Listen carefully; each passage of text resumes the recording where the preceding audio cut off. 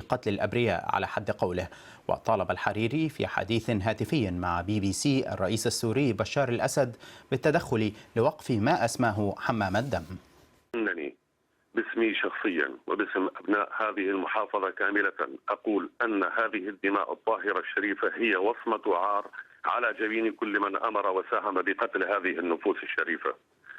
أثني على كلمة أخي وصديقي وزميلي يوسف أبو رمية وأضيف بأن ما حصل في محافظة درعا كان سوء تصرف أجهزة أمنية، ولو كانت قراراتها سياسية مسؤولة لما وصلت لما وصلت إليه المحافظة. دعني فقط أستوقفك سيد ناصر، لدينا الآن خبر ورد للتو يقول إن الأمن السوري يطلق النار على آلاف المشيعين في جنازة جماعية لضحايا المطالبين بالديمقراطية في درعا، هذه الدائرة التي تمثلها أنت، فما موقفك سيدي مما يحدث هناك؟